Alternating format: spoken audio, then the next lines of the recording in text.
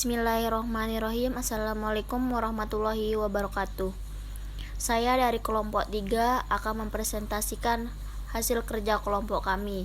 Di sini kami beranggota 3 kelompok. Yang pertama Baik Tirani Agustin, saya sendiri.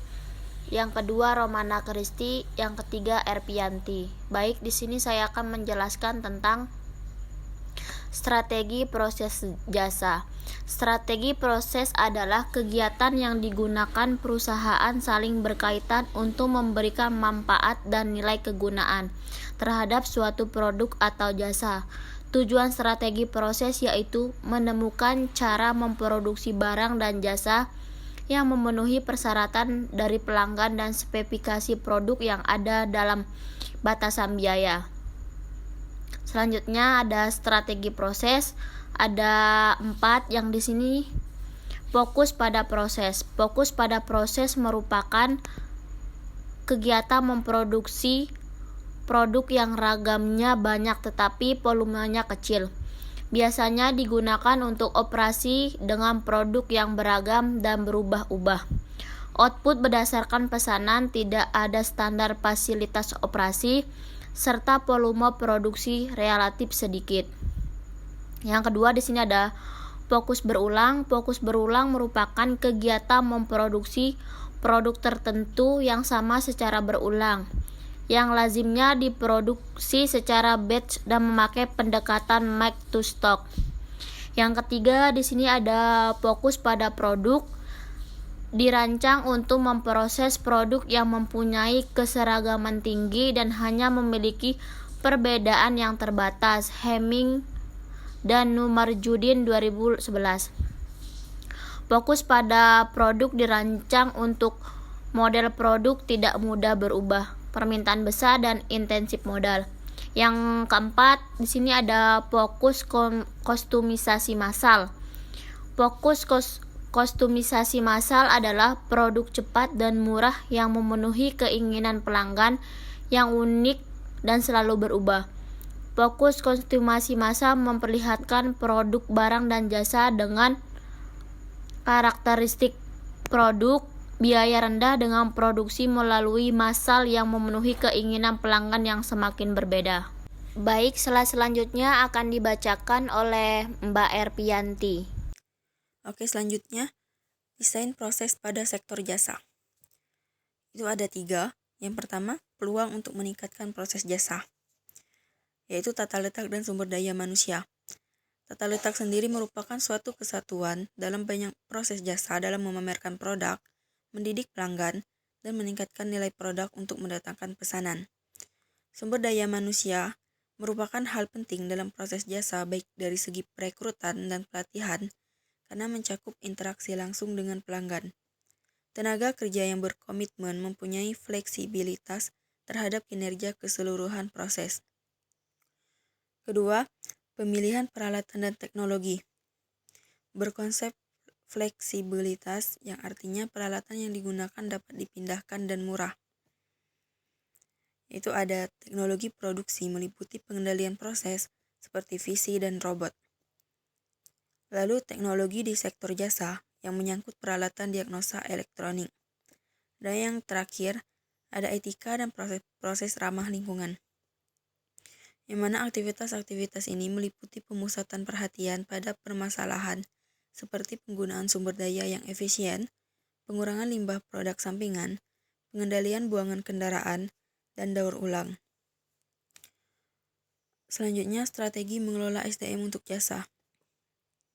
Menyadari bahwa manajemen SDM merupakan suatu kegiatan menyeluruh dari perusahaan yang melibatkan hubungan antara organisasi dengan para karyawan yang menjadi kekayaan utama dalam pemasaran jasa, maka diperlukan suatu komitmen yang tinggi. Dalam menciptakan suatu kerja jangka panjang antara manajemen, karyawan, dan konsumen, konsep internal marketing ini memberikan suatu pandangan bahwa internal market of employees akan memberikan pengaruh yang cukup signifikan bagi perusahaan maupun bagi konsumen, sehingga internal marketing penting untuk diperhatikan sebagai upaya yang bersifat jangka panjang. Selanjutnya, strategi mengelola SDM untuk jasa.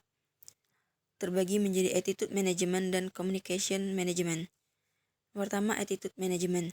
Jadi attitude management itu meliputi sikap dan motivasi karyawan dalam pelaksanaan kegiatan perusahaan. Pihak manajemen perlu bersikap proaktif, terutama dalam perencanaan dan pengawasan kegiatan karyawannya. Yang kedua, communication management merupakan proses manajemen dalam menyampaikan setiap informasi yang bertujuan untuk memberikan petunjuk kerja dan memberikan kesempatan pula pada karyawannya untuk menyampaikan segala permasalahan yang dihadapi, sehingga dapat terjadi komunikasi dua arah dan terjalin suasana keterbukaan. Dari sisi manajemen perusahaan, terdapat beberapa program umum yang digunakan untuk mengimplementasikan konsep internal marketing ini, yaitu training, management support and internal interactive communication, dan developing a service culture. Kemudian, proses jasa yang dapat meningkatkan kepuasan konsumen. Yang pertama, memberikan pelayanan secara efektif. Yang kedua, dalam menjalankan pemasaran jasa, adanya peran karyawan yang menangani konsumen dengan baik. Yang ketiga, tinggi rendahnya harga yang ditawarkan pelaku bisnis jasa sebaiknya disesuaikan dengan besar kecilnya manfaat yang diperoleh konsumen dari produk jasa yang kita tawarkan. Yang keempat, gunakan perkembangan teknologi serta inovasi untuk menghasilkan produk jasa yang mampu memberikan solusi terbaik bagi para konsumen.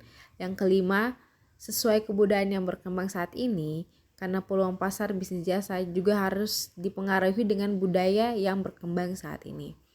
Kemudian, sumber daya manusia yang biasanya digunakan dalam perusahaan jasa yang pertama, consultants atau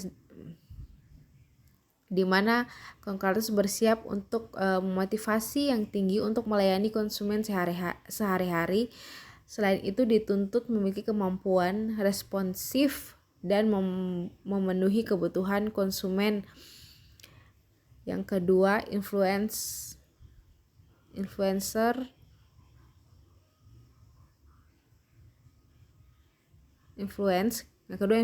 influence. Tugasnya antara lain mencakup pengadaan riset dan pengembangan. Peran SDM ini lebih fokus pada implementasi dari strategi pemasaran perusahaan. Yang ketiga, isolated, yaitu SDM yang berada pada peran ini tampaknya akan sulit berhasil apabila tidak dapat dukung yang memadai dari manajemen, terutama untuk memotivasi mereka. SDM harus diarahkan untuk mengetahui perannya serta strategi pemasaran perusahaan sehingga mereka dapat berkontribusi lebih optimal bagi perusahaan. Dan presentasi dari kelompok kami, mohon maaf kalau ada kata-kata yang salah. Sekian, assalamualaikum warahmatullahi wabarakatuh.